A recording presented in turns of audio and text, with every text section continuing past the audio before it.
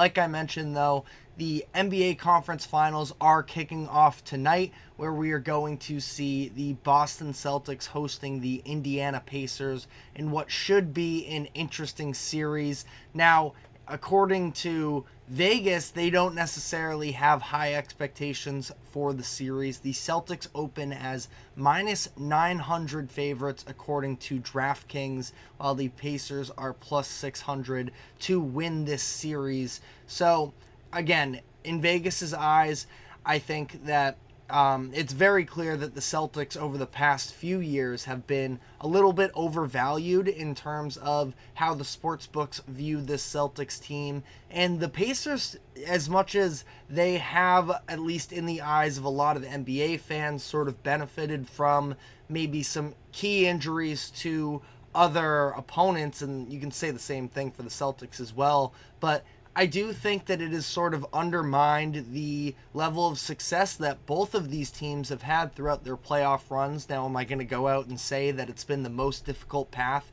for either of these teams? Absolutely not. As we see, the Western Conference has been much more difficult, but I think that the injuries are almost a little bit of an excuse to sort of take away from specifically looking at the Pacers side of this, how this is a very good team, and we have seen it for a lot of the year on the biggest stages that they have shown up, and that is dating back to the in-season tournament during the regular season earlier in the fall when they sort of put the league on notice. And I do think that noting of that in-season tournament, we saw the Indiana Pacers sort of come out and on a big stage complete an upset win over the Boston Celtics, and that's where, you know, a lot of it was made of the Celtics not being able to step up in these big moments and all of the sort of cliches that we've heard for a while now.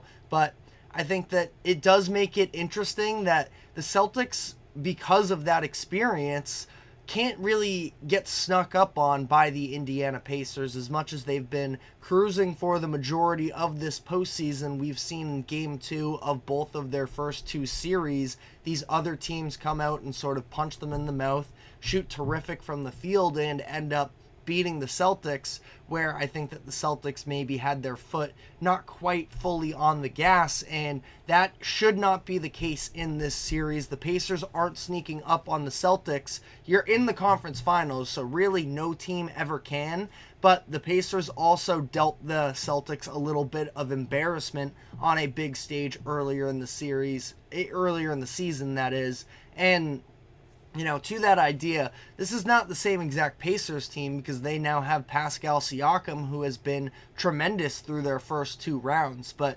again, I think that it would be extremely alarming if it seemed like the Celtics were caught yet again, sort of not having that level of playoff intensity. And I don't anticipate that being the case again. I don't think that the Pacers are necessarily surprising the Celtics at this point, but I think that this still can be a very competitive series where I would expect the Pacers to take a couple games. Now, the keys to this series are, of course, the fast pace that the Pacers play with. If you remember back to the in-season tournament game, it sort of inspired Jaylen Brown of he thinks that the Celtics should be playing with more pace, and I definitely think that he's right. Offensively, they should be looking to sort of avoid that half-court stagnancy. Now, they can play at a slow pace, and they do have some more half-court ball movement than I think a lot of national outlets sort of give them credit for. With the Tatum drive and kick, the way that Derek White is able to make the extra pass. Now, it's obviously a different offense without Kristaps Porzingis, which we'll sort of get into shortly. But offensively, I do think that the Celtics would probably benefit from running up and down the court a little bit more. But on the note of the big man conversation, I think that that is where you start to dive into a little bit of trouble for the Celtics, where as things stand right now, it sounds like Kristaps Porzingis is going to be out for at least the first two games in this series. Now, Pacers could have a chance to, steal one of those games in Boston and potentially sort of shift the outlook of this series, but I feel like, regardless, the big men conversation, even if Porzingis is playing, I don't know if this is a matchup necessarily that really favors Porzingis because of the fact that it is going to be so much cardio, and is he going to be able to keep up with that fast pace? So we know that he's not in for the first 2 games. Al Horford has been the starter for the Celtics since he's left, and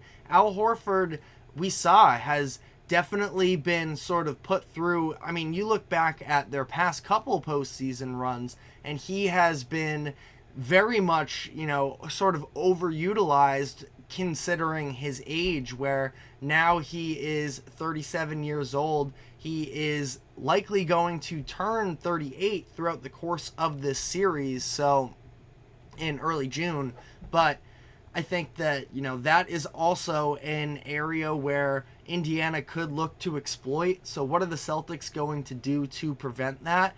Something that I think that myself and a lot of Celtics fans have sort of wanted the Celtics to try out was maybe playing a little bit more small ball. Now, that was difficult against the Cavaliers, where they did have a little bit of extra size with Evan Mobley, who was playing tremendous down the stretch of that series. Tristan Thompson was actually sneakily giving them some good minutes in terms of rebounding. But I think that this would be sort of a key opportunity to lean into the small ball idea, because Tatum still has size. I know that, at times people can sort of overlook the height level of the Celtics, especially because when Al Horford is on the court, they don't have a 7-footer.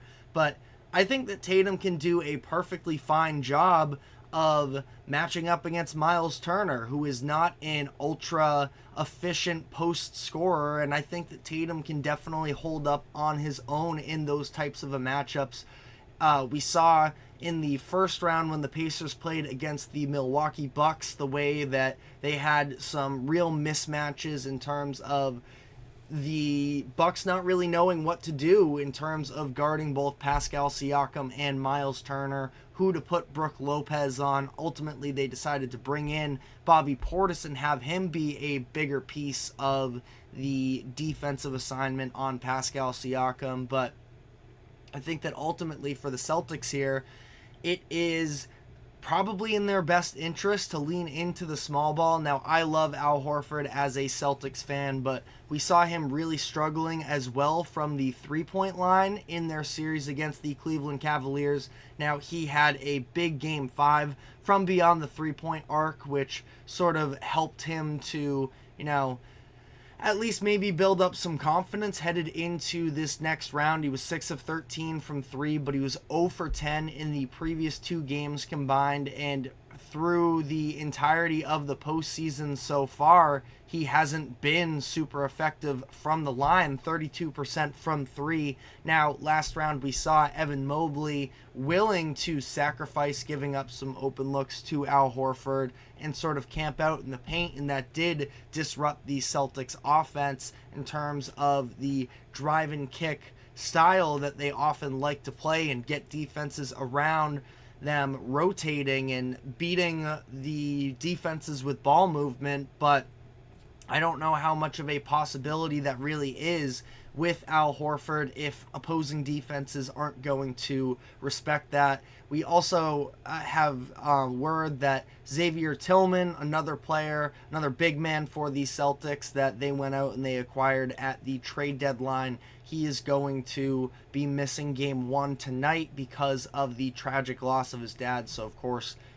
our thoughts and condolences are there, but that is just another bench big option that is no longer available for the Celtics. I don't think that Luke Cornett is going to be able to hang in there defensively, because anytime that Tyrese Halliburton is going to have a chance to sort of get him switched onto him, he's going to do so, and he's likely going to make Cornett pay. Where Cornett, he provided some fine minutes, but I also thought at times too, from a even post-up perspective, he sort of got his business handed to a little bit by Evan Mobley during the latter half of that Cleveland series. So he's not necessarily somebody that I would trust to roll out there for heavy minutes. And we saw Al Horford having to play heavy minutes, where it was 38 minutes in their game 3 matchup.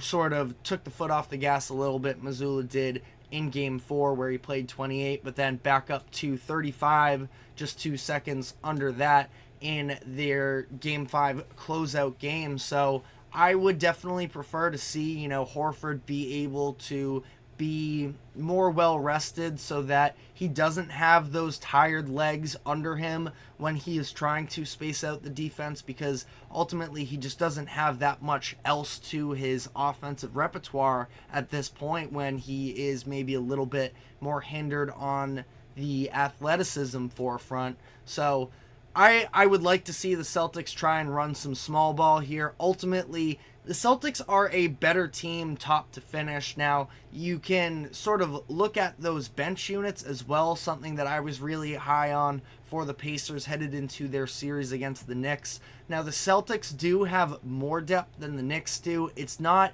necessarily, elite to the same level of the Pacers, where they have Peyton Pritchard and Sam Hauser that they can really rely on coming off the bench. Obviously, Horford is in that group as well when Kristaps Porzingis is actually in the starting lineup.